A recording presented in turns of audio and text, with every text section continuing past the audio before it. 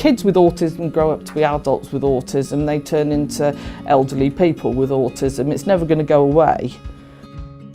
Other people are very difficult, very difficult. You find out who your friends are, you find out who your family is. It can be a complete nightmare and people can be vile, really, really vile. So it is absolutely crippling to any family who you're going along, you have 9 months of pregnancy, you go through all your tests, all your scans, everything comes back okay. You build up this perception that you're going to have this baby, and you have the baby and everything's fine, and then suddenly your whole world falls apart. It affects everything. It affects the mum, it affects the dad, it affects the siblings, the grandparents. Autism is absolutely catastrophic, way above just being autism. It's the effect that it has, the effect on the actual child with autism. You just want to help them.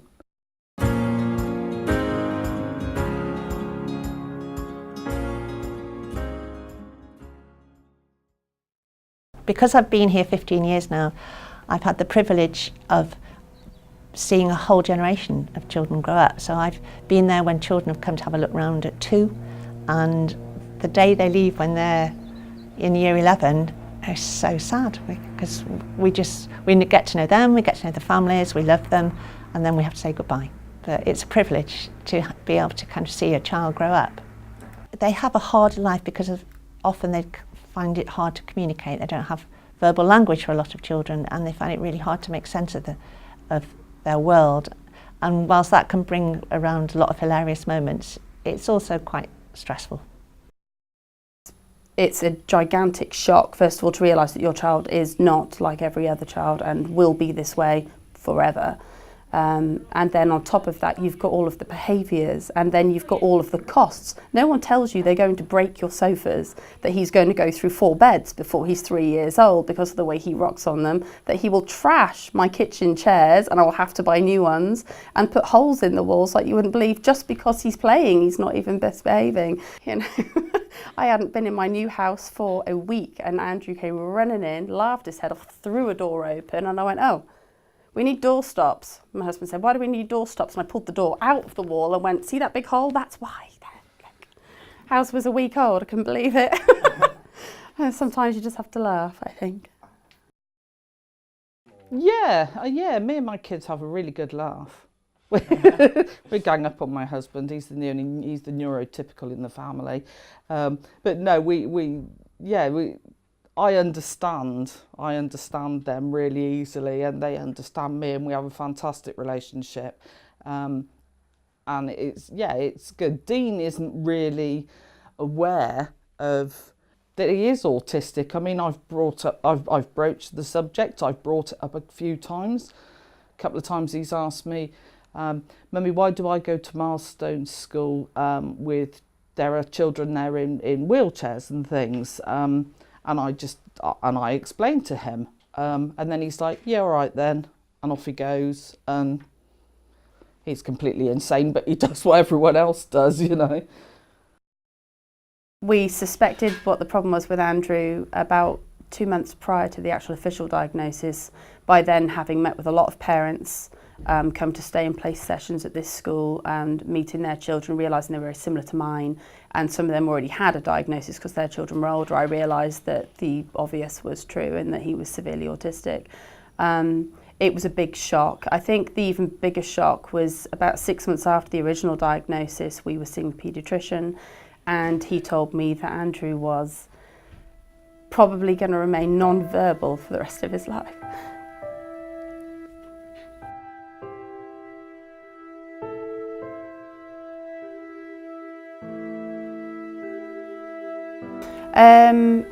Autism has been a huge part of our lives since it became apparent that Andrew was going to be extremely different. He and Nicholas were only 16 months apart. Nicholas is my eldest. So He changed our lives completely almost from the day he was born. It took a long time for those first 2 years. 2 years doesn't sound like a long time, but when you have a child and you know something's wrong with them and no one will listen to you, it feels like a very long time. So the first 2 years of his life were a real struggle. And after that, things went from bad to worse for a while. But with the help of school and an awful lot of organisations and courses and parenting courses and things, we finally got to a point where we can manage and manage quite well.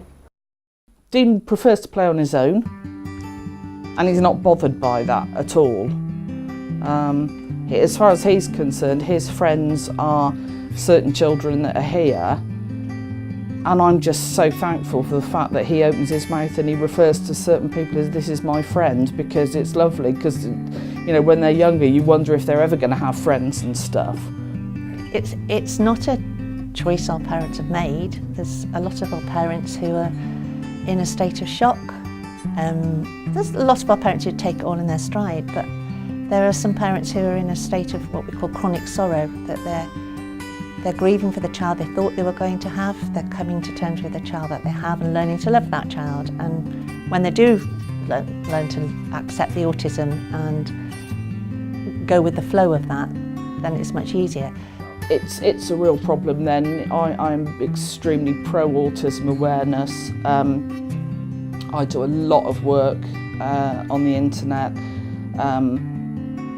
Anything that I see, I will push it, because it's really, really important that people know about it, particularly sort of older generation people who a lot of the time think that the child just needs a good hiding, which is really bad, but you know, that's what they think. My husband's mum and dad are in their 80s. They've been on an autism awareness course for grandparents, which is run at Milestones.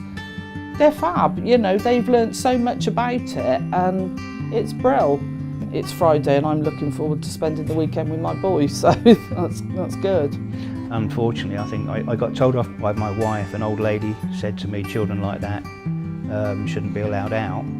And I sort of turned around and I said, well, my daughter has a condition and a reason for being like this, and what's your reason for being a miserable old cow? Not appropriate, but as a parent, you know, that's how I felt at the time. The one thing I always see, no matter where the child is on the range of autism, they all have that contact with their family. You know, the cuddles and everything that people think of is not necessarily happening. And to me, that's a great positive. I think expecting people to understand everything that's wrong with your children is a bit of a big ask. All I would ask of people is, if they see children behaving oddly or overexcitedly, just not to jump to that initial judgment, and to take a minute and actually have a look and see what the child is doing before you start judging and being unpleasant to family members. We don't judge. If any of our youngsters decide to have a breakdown or a meltdown, we don't judge, and the other parents here don't judge. And I think that's the important thing, the message that we need to get out there to anybody else, is that, you know, our children do have upset, then please don't jump to conclusions that, you know, it's a bad parenting. It can be a child who has autism.